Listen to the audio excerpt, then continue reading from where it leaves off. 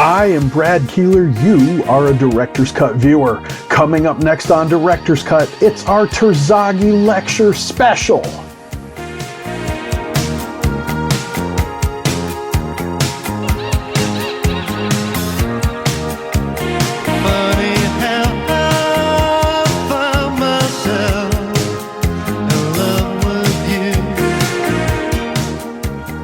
Hello again, everybody, and welcome to a special episode of Director's Cut. My name is Brad Keelor. I'm the director of the Geo-Institute, and that is why we call this show Director's Cut. Every single week, I sit down with a different GI member who has stories to tell. You know the drill. Some of them are personal, some are professional, but all of them are fun. If you don't know anything about the Geo-Institute, after you watch this today, head over to geoinstitute.org, click around, mess around, do some stuff. You'll find out all kinds of things about us, including that we are a technical society with about 12,000 members, most of whom are geotechnical engineers and or geologists, and that we are part of the American Society of Civil Engineers. If you like what you see today, and it's a special episode, everybody, you should click like, subscribe, and get notifications, and we'll let you know every time we post something to the YouTube channel. Again, you will notice I have no guest with me this week, and that means something special is happening. This is another one of our supercuts, as Elizabeth Casino likes to call them. During our 30th anniversary year, we're doing a series of super episodes, clips from multiple episodes with a common theme. With Geo-Congress next week, we thought it was a perfect time to feature some of the most eminent ASCE and GI members and award winners. Terzaghi Lecturers. The Terzaghi Lecture was first delivered in 1963, and in the 63 years since, it's become ASCE's most prestigious lecture award. It happens at the end of the last full day of Geo-Congress. Next year, it'll be at ASCE 2027, where all the institutes are coming together for one big conference. These lecturers are, not surprisingly, some of geotechnical engineering's best and brightest minds, but they're regular people too. Not all the answers in this special episode are about the lecture. In fact, almost none of them are. You'll hear about their experiences as students, early career professionals, and even some things that don't have anything to do with the workplace or their professional selves. So here we go, 10 of the best answers and questions on Director's Cut from Terzaghi Lecturers. So the final one, our final question, did you get to visit the USSR or any Eastern European countries when they were under communist regimes? And what was the most memorable thing about those visits? Well, that could take a half hour to tell all those stories. Yes, I was there once in Estonia with an ex-girlfriend who was from Estonia, which is part of the Baltics. It's close to Finland. And that was surprising. And then I went back for an international conference in soil mechanics in 1973 with a group from Scandinavia. So everything was organized, the trip, the tickets and everything. We just paid through the society. The Swedish Geotechnical Society organized this. And when I was in Moscow, I took some time off and went to the local department store, GUM, the big government-run thing on Red Square. It's a very famous, 8-story high building or something. And I went in to buy some toys or some children's books or something for my daughter. I'd like to do that. She was about 5 or 6 at that time. Or 4, I guess. So anyway, go in and they have the most complicated system you could ever imagine. So you say, okay, I want this and this and this, and you go to pay for it. Oh, they don't take money. They write you a tab or a ticket or something, and you take that to the cash register. So you have to stand in line again while there's a guy in there or gal that takes your money. And then they write paid or whatever they do on that. And I take that slip back, have to stand in line again at the place to get whatever you bought. I mean, talk about designing a system that must be frustrating as heck for the Russians. Yeah. And they speak the language. And right away you start to think, boy, they got a rocket up there and with Sputnik before our guys got off the ground, you know. I mean, they were whomping us in the space race and everything. I'm thinking, boy, that's crazy. You know, although now we'd had a man on the moon by then, you know, 73. So I guess we were ahead there at least. But I think we were somehow, and this is an experience of several of my colleagues from Purdue that said, you know, you go there once and you think, and we're afraid of these guys. It's a very incompetent system, you know, and yet they were able to do a lot of fantastic things in the space race and militarily, and that's where all the resources obviously went. And I think the more time passes, the more we realize that we were both afraid of each other. Yeah. And even in the late 80s, I think, you know, when I was a kid becoming a teenager, it's very bizarre that system was so close to collapsing, and we largely had no idea. It was I mean, where was our CIA? What were they spying on? You know, I mean, you know, they should have told first President Bush, you know, the wall's going to come down real soon. But that is fantastic. That was a great story, and I mean, it just must have been a completely otherworldly experience at that time.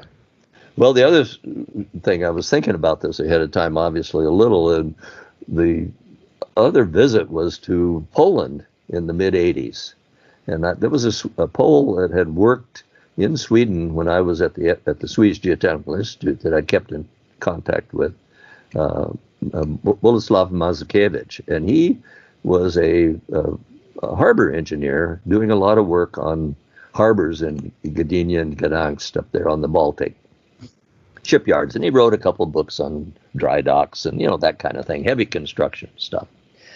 And so he tells this story at a dinner party about the Russian and the Pole that were out in the woods, and they found a cache of gold. And so the Russian puts his arm on the Pole's shoulder and says, "We'll split this like brothers."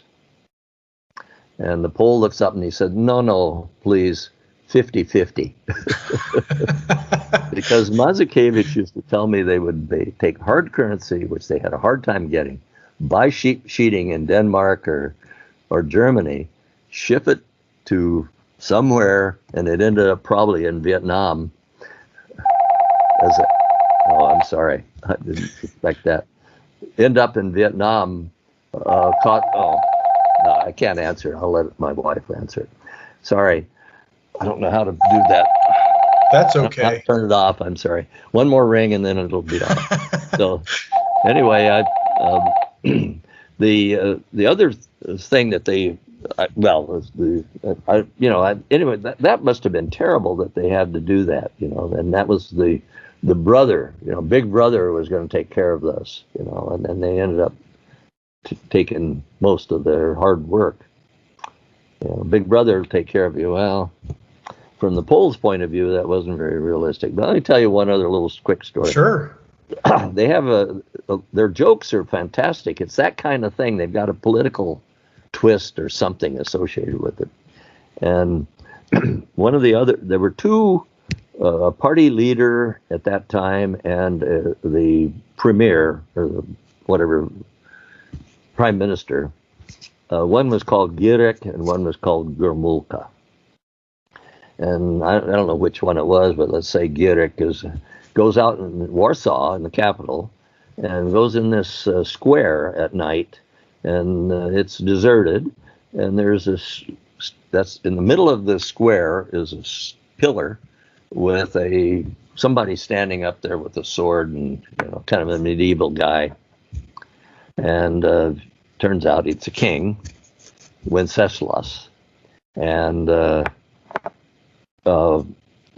this guy, Gierik's down there wandering around, and he hears this voice saying, "Bring me a horse. Bring me a horse," because the statue is standing on, is on foot. And he said, "What?" And he goes up and he says, "My gosh, it's the statue saying, 'Bring me a horse.'" He goes back the next morning, sees Gomulka and tells him the story. And Gomulka said, "You just had too much vodka, you're crazy." He said, "No, come with me tonight and we'll go into the square and see." And so they go in there and they hear, "Bring me a horse, bring me a horse." And they get up real close there and the statue says, "I said a horse, not an ass."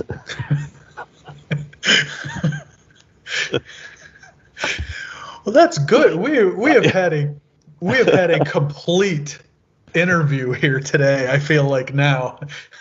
You are, of course, a geo legend. You were the very first episode of our video Geo Legends, and you've been in the print one as well. What geo legend did you miss interacting with the most? It can be somebody that you didn't get to work with at all, or maybe somebody you didn't get to work with, in your opinion, enough, but somebody you missed interacting with the most. Yeah, well, I think there are a lot of people that would fit that description. But the one individual that had the most impact, I think, on my own activities and what I've done and the success I've had has been the late Harry Bolton Seed.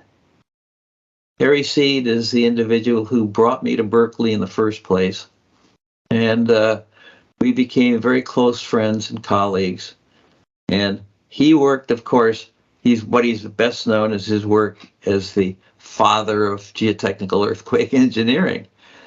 And he developed all of the stuff that was so now important now during the years that I was there.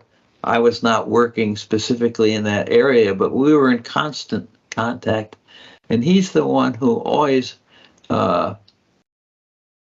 he inspired me, and we talked about all manner of things in our program there at Berkeley, and worked together just on the activities within the geotechnical program.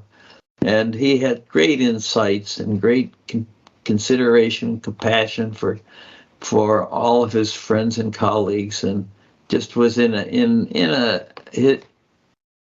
he was just outstanding.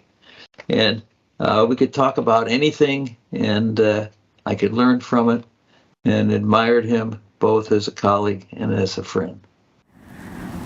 Until last year, at ASCE 2021, where Trish Culligan was the seed lecturer, and then this year with Ellen Rathje as the Peck lecturer, until that, you were the only woman to give one of GI's big three lectures, Terzaghi, Seed, and Peck. I mean, how did you have any feelings about them joining you in that club? Do you feel like we're making a lot of progress there, or like it's not coming quickly enough? Just your thoughts on that. No, I am on the ASCE Awards Committee, so I had a part in having them nominated or selected.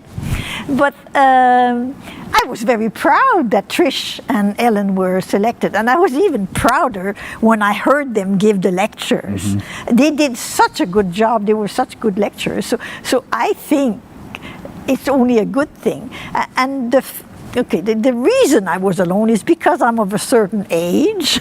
It takes a while for the women to have enough experience to be recognized in this way. Right. But I think it's completely a step in a new direction, and I'm always happy when there are women that are recognized by the ASCE Awards. There will be more, I'm sure. And my public service announcement for this episode is that, you know, a lot of times the awardees are only as good as the nominations we get. So if you ever have an inkling, viewers, to nominate one of your colleagues who's deserving of an award, please do so. Know that Suzanne can tell you, being on the awards committee, all the nominations are taken very seriously, and we love it when we have more nominations than we thought we were going to get. We'll put a link below the video so that you can see all the awards deadlines and nominate your colleagues for a future one. So the next question we're going to ask is about your baby here, the Center for Biomediated and Bio-Inspired Geotechnics, CBBG. It's an engineering research center funded by the National Science Foundation and others, as I'm sure you'll talk about in a minute. And I believe it was the first civil engineering center of its type. What was the process like to get CBBG started, and what were the pitfalls along the way? Well, the process, they say if you don't ask, you're never going to get it. So, I've been at Arizona State back teaching for a couple of years and constantly writing individual investigator proposals, one proposal a year at least to get funded, to keep an active research program. And one of my administrative assistants said to me, you should look for some of these really big proposals that have multi-year funding so you don't have to write proposals every year. And I thought, that's a great idea. But how does that happen? How do I find those opportunities? And lo and behold, one day this announcement that NSF had another round of solicitation for engineering research centers. They had typically been doing that every 2 years or so. They would have a round. And this time, it was going to be an open solicitation. In the past, they would designate that they wanted the centers to be on a particular topic. But this time, they said they wanted to fund as many as 3 centers, and 2 of them were on an open topic. So if you got a good idea, go ahead and submit an 8-page pre-proposal. Well, 8 pages is nothing. You can knock that out before breakfast. So I thought about it, and I had for a number of years been working in this emerging field of biogeotechnical engineering. I knew some of my colleagues here in the U.S., Jason DeYoung at Davis, Carlos Santamarina at Georgia Tech, had been working in the same area. And it seemed like a good fit with the Engineering Research Center program. It was innovative. It was transformative. And so I talked to Jason and I talked to Carlos, asked them if they'd be interested, and they said, sure, if you write the proposal. And I said, all right, well, I'll write the 8-pager. So we wrote the 8-page proposal, and I guess they got 200 and something proposals, and they narrowed it down to, I forget, a much smaller number, 20 or 30. And we made that cut. And then we were invited to submit a bigger proposal, which we did. No, in fact, I think they narrowed it down to 19. And then those 19 were invited to write a full proposal. We brought in another partner, Paolo Bandini from New Mexico State. We wrote a full proposal, and of those 19, they invited 8 or 9 for interviews for to make the final cut as the final 3. They came to our site with a site visit team, and I don't know, I think it was 1 or 2 days of presentations on what the research would involve and how we were going to engage industry in our work and how we were going to address diversity, education, and inclusion objectives of the centers. Somewhere along the line, Carlos bugged out on us and decided to go to Saudi Arabia, and David Frost moved in to replace Carlos, ably replacing Carlos. And so we made our presentation. We got invited to Washington for a 1-day final presentation, and then we just sat and waited. And a couple of months later, they informed us that we were successful. In fact, I think they informed us we were successful in the middle of August and that the project had started on August 1st. So it was a little bit of a time lapse there. But, that was 6 years ago now. We're just starting our 7th year, and, the team is still together, and I think we're doing good things. So what would you tell people who are where you were before you put in that initial proposal? Maybe they're doing smaller ones every year and they would love to do something like this, but they don't know where to start. What would be your top piece of advice? So this may be a little bit off point, but no, I think it's on point. And, look for something new and different and potentially transformative. So this field of biogeotechnical engineering, it's really exploded, and the number of papers I get to review and the proposals I've been asked to review, I feel like, get a life. Go find something else to do. We're already doing this, man. You need to find your own avenue. You need to find your own direction. So, think out of the box a little bit. I've never wanted to do what everybody else is doing. It seems the bar is just so much higher because everybody's doing it. So yeah. I think ever since my PhD, I've always looked to work in areas that are emerging. I think it's easier. It's easier to be the first guy on the block. You get to do the simple things, the first order things. The people who follow you, they have to deal with the second order and third order effects, and it gets much more difficult. So be creative, be innovative, and look for new ideas that are potentially transformative. I told somebody once in another job, it's much easier to take something from a 0 to a 5 than it is from a 5 to a 7. So Absolutely. Find those zeros and spend all your time working on that, and everybody will think you're a genius. What made you go back to Cornell after doing consulting work down here? And did you miss this area after you left? Yeah, I've still been back. Yeah, 11 years I spent in Northern Virginia. I have a PE from Washington, D.C., and then I get through reciprocity. I still have the PE license in Virginia, and I'd just gotten married. Had a great band down in D.C., but it could have been a midlife crisis. I'm not sure. But, and I just bought this house with my wife. We had a condo on Route 50. You could sit in my living room and see the Washington Monument. That's how close we were. And we moved this little house, and my friend Bob Holtz, it was actually TRB. I would meet him at TRB every January, hang out with him.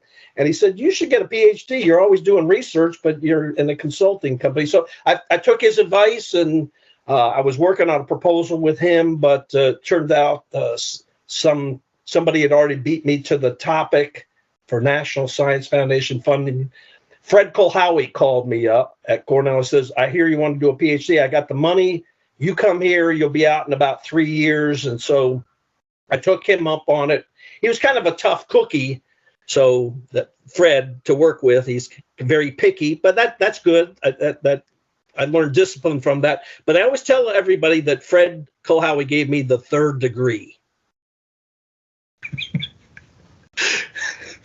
That took me a minute too. Yeah. Usually I'm on top of those. That is fantastic. So I do have to ask you about that though, because I'm a PhD dropout. Yeah.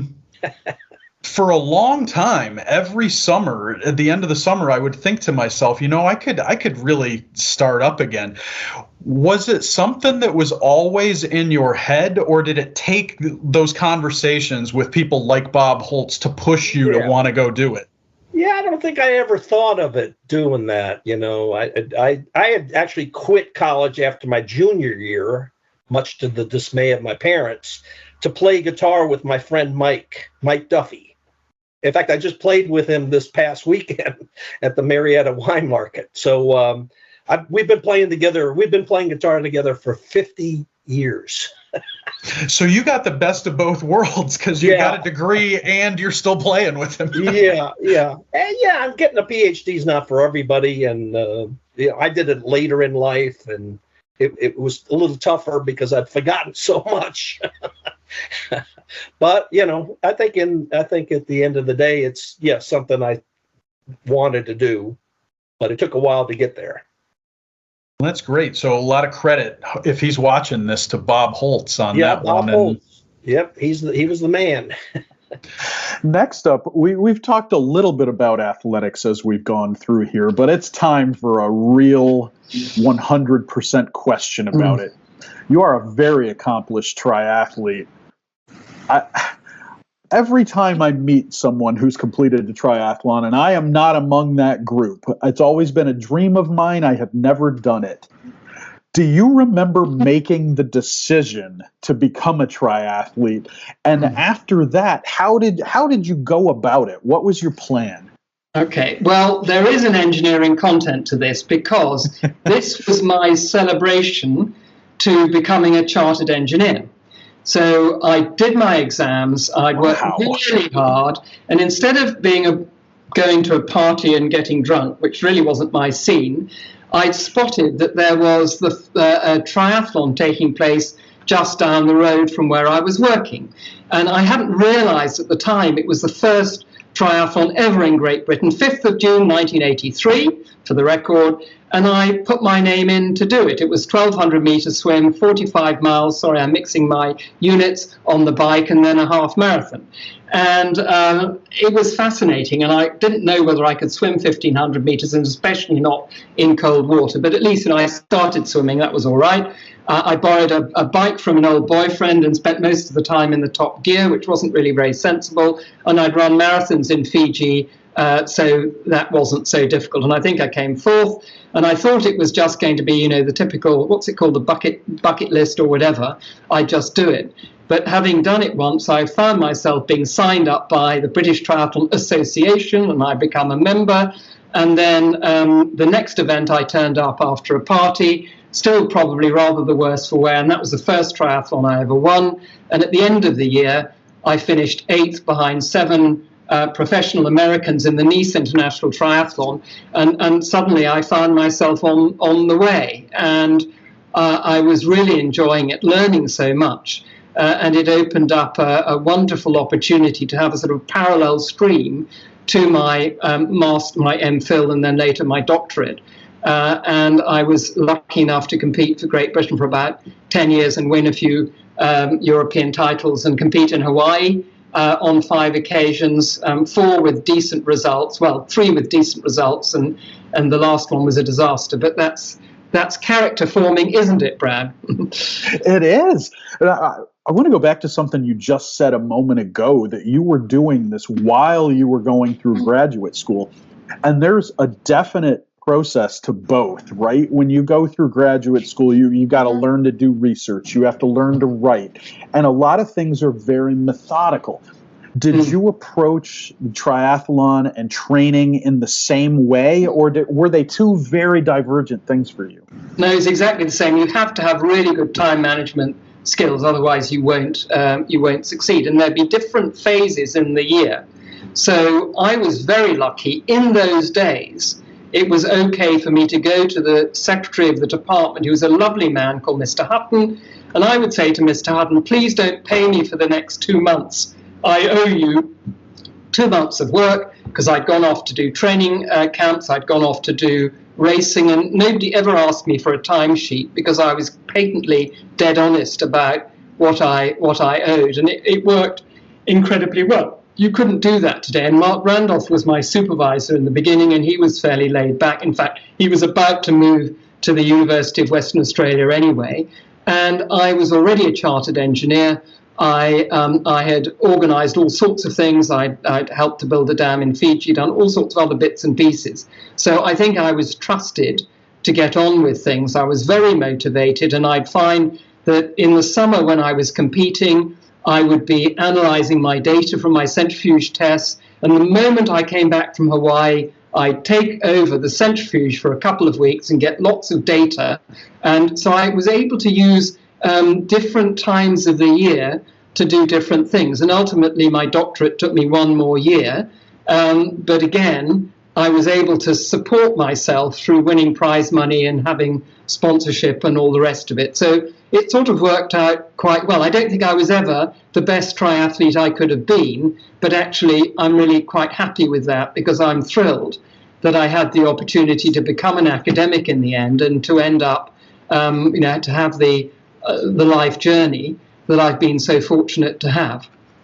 That was a great answer. I feel like every episode we have one answer that's inspirational, and I feel like that's probably it for people. So I hope everybody enjoyed that. I wanted to ask this next question because if you Google your name and the word lecture, you get about, I don't even know how many pages of search results it was. It was a lot. So I felt like I had to ask, what's the most memorable talk or lecture that you've given? You know, I we were going to get to one that you asked in a question a little later, the Terzaghi Lecture, so I won't say that. But that's the one that I worked the hardest on and so forth, I think. And that's was the most stressful for me. And particularly when you saw all the people out there, but it was in Dallas, so you know, and they were coming from the University of Texas, so there was a very good turnout. Another one that I remember, so because we'll talk about the Terzaghi Lecture in a bit, but another one I remember I think it was like the early '80s. Professor Seed was very nice to me and asked me to talk about seismic testing and laboratory testing as well for dynamic material properties in one of the short courses that they put in earthquake engineering at Berkeley. I mean, that was a real honor. And so I worked hard on the lecture. I had a good set of slides as far as I was concerned, and got up on the podium, and Professor Seed was sitting, I think maybe if not in the first row, in the second row. And I was lecturing and I'd be watching him to see if I was doing okay. And he, you know, seemed to be not too happy. And I learned he was happy later on. But he was sort of a nervous person preparing to talk. So that's what I wasn't used to and I didn't know. It wasn't like I know Professor Richard and so forth. But so that really concerned me, but I set up a recipe. So I don't know, I got this idea, okay, here's a recipe on how you do cross-hole seismic testing. And, you know, I had got to have a source, got to be properly, but I went right down the line, and I think that was a real positive thing that I did by luck almost, because there was quite a bit of competition between blasting, using small blasting charges for sources, not good, versus a mechanical source, but the blasting would allow you to go a much longer distance. Now, what's the problem with going a longer distance? You don't know where the wave went. When you go a shorter distance, you know where the wave went. So there were a whole bunch of things, but that was the one that I probably, the second most memorable one to me, and I left out a little bit of stuff, but that's the second most memorable one, and the Terzaghi is the most memorable, which we'll get to. And that's exciting to me that the Terzaghi was the most memorable. And we'll talk a little bit more about ASCE in a minute as well. Actually, that's... And either one of you can start with this one because it's really a joint question. What trip or vacation that you two took together in your lives is the most memorable? I'll start with that because I'll confess my problem. The trip was to Alexandria, Egypt for the International Society for Soil Mechanics and Foundation Engineering. I took the trip with Murray, one of the first times that we traveled to a conference together. And so I sort of looked at my flight schedule when we came to leave Alexandria, and I was responsible for getting us to the airport and so on. I was looking at the wrong sheet. And I arrived at the airport only to find that we arrived at the airport, find that the terminal was closed. We were left with our suitcases out in the middle of nowhere. And I had been looking at the wrong sheet, and I got we missed the plane by 3 or 4 hours. It was not easy to get out of Alexandria, Egypt. And it cost us a lot of money by the time we got back into Saskatoon. So that was very memorable. I have other memorable trips too. I took Murray and my daughter as well to Vietnam on one of the trips to see what the country was like. I took Murray to Kenya in Africa, and that was another developing country, and he got to see. A lot of my research has been related to dry soils, and dry soils are found in developing countries, and they are poor countries. So assessing the lifestyle of developing countries was very important to us. I have to ask you a philosophical question about this. Is it worse to miss a plane by 3 hours or 3 minutes? That's a great question. Yeah. My wife has a story about her family missing a plane and seeing it take off outside the window where they were in at the airport. And I'm not sure if it would have been more painful to just miss it completely and be several hours late. It's the same thing. Murray, what about you? What's your most memorable trip with your dad? Well, it's funny because we didn't talk about this, but I immediately thought of Egypt there, that trip, the same one Dad mentioned. Because when we got there and we missed the plane, I thought, oh, well, there's got to be another flight out today. And then I realized, well, no, the whole airport shut down. Like, that was the one flight of the day. Went out of Alexandria, Egypt. And so we had to find, and then the cabbie wasn't, I mean, he was, of course, heartbroken that we missed our flight, and then charged us triple to go to another hotel because our existing hotel had run out the booking. So then we had to try to find another hotel to stay at for one more night till we could get out of Alexandria. So anyway, it wasn't a big deal. We got to see a little bit more of the world and take a more circuitous route home and work in a few airports. And it ended up being a good bonding experience, I think. And probably one of those experiences that wasn't very funny at the time, but when you look back on it, is hilarious. Yeah, it really was. And we managed to get home. But the trips that stick out in my mind that I took with Dad are those other two he mentioned. We had a great trip to Vietnam with some other graduate students at the time. There's, I think, all said maybe about 10 of us and my sister, and it was a fantastic trip just to see Vietnam and see the country and experience the people and the culture, and just quite a memorable trip. I do remember Kenya as well, and just the people were great, and we got to see and travel around and see a good part of the country. It was just very interesting for me. That was just after I graduated undergrad engineering. And so just fantastic trips that I'm very grateful I had. And I mean, over the years, other trips, more minor ones that, I mean, Dad spent some time working with Sandra Houston in Arizona. And then we had a young family at the time. They loved going down to visit Grandma and Grandpa in Arizona. And my kids have great memories of that. And they just loved that, seeing that. So those are some good family memories as well. Well, it's great that you guys have so many of these stories together, which means you've done a lot of traveling together, and those are great experiences.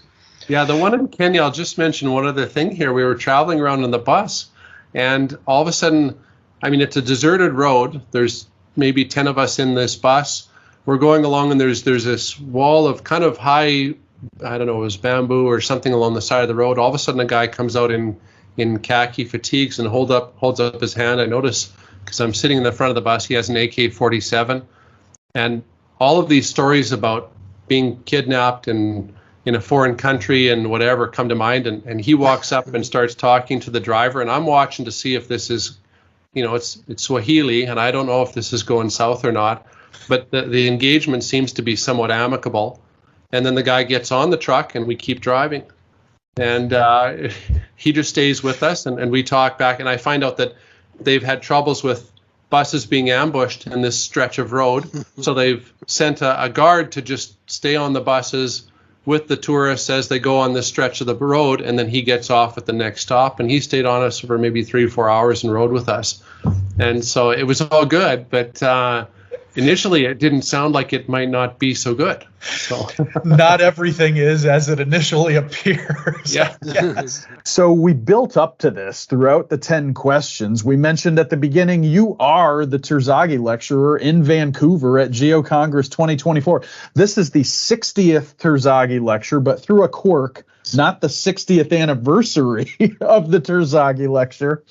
But we're very excited to have you doing this.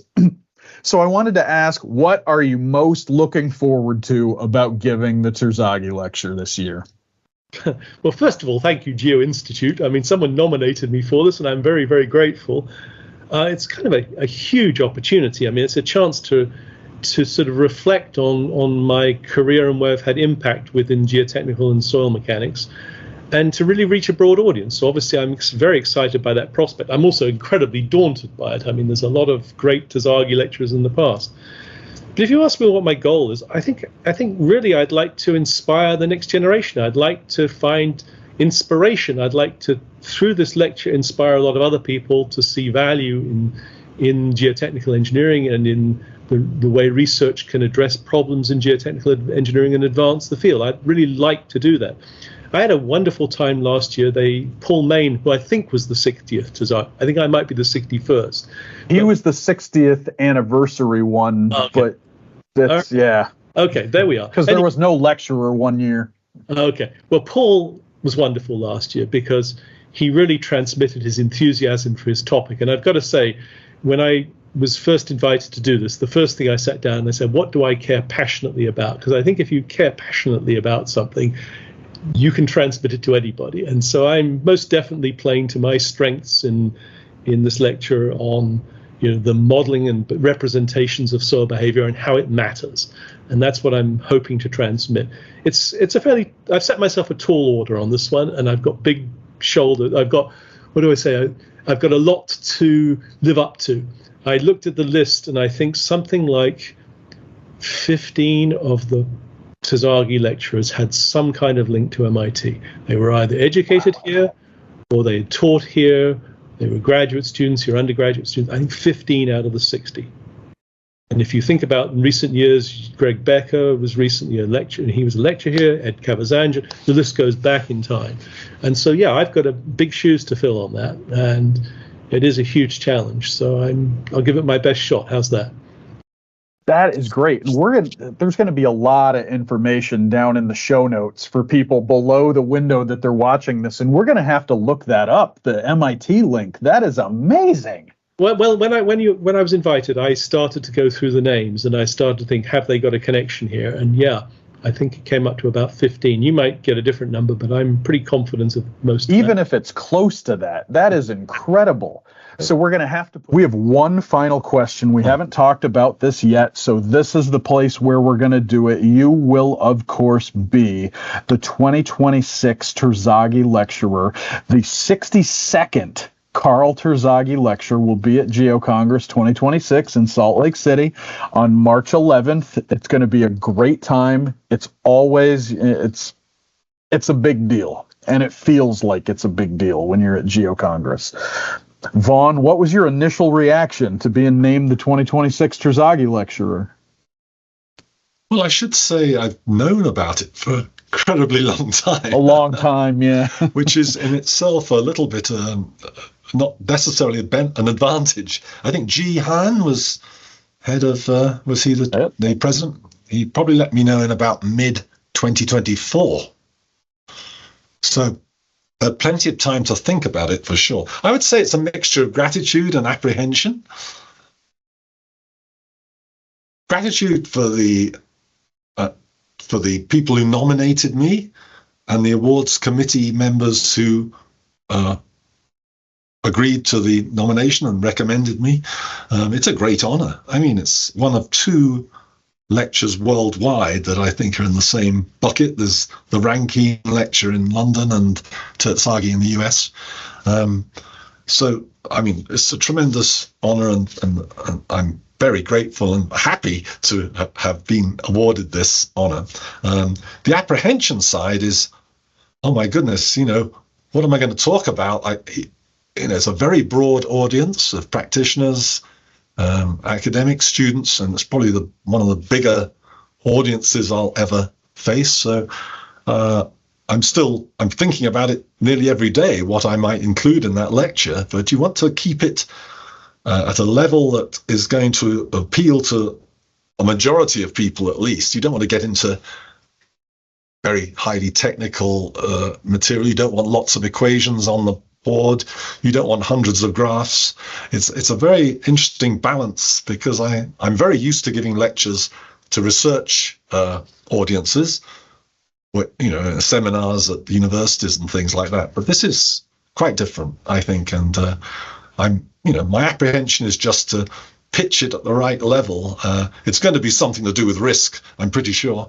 But I suppose at some point you're going to want me to give you a title or something like that. Yeah, I mean, it helps with the marketing. At some We point. could just say Vaughn, one night only. But I like that. But what I really enjoy about this, and the answer that you gave there in particular, is the gravity that people give to this lecture and to delivering it. You said something very similar to what Rudy Bonaparte said when I talked to him about this, that he worked on it. He said it felt like for a year straight.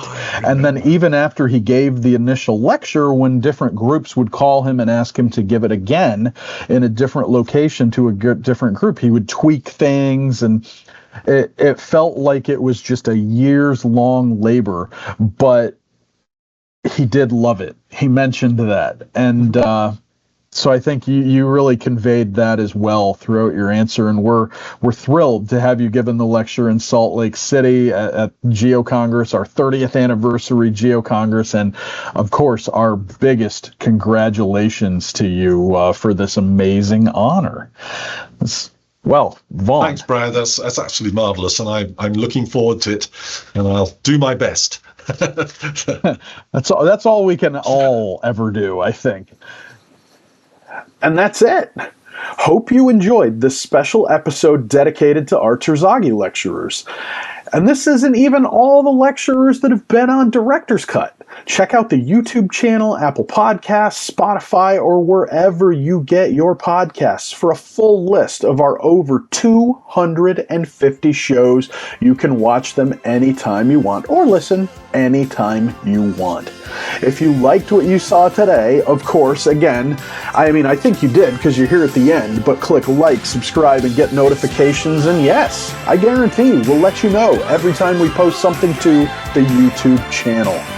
Thanks again to everybody for watching. I hope we see you at Geo-Congress next week, and we'll see you really soon with another brand new regular episode of Director's Cut.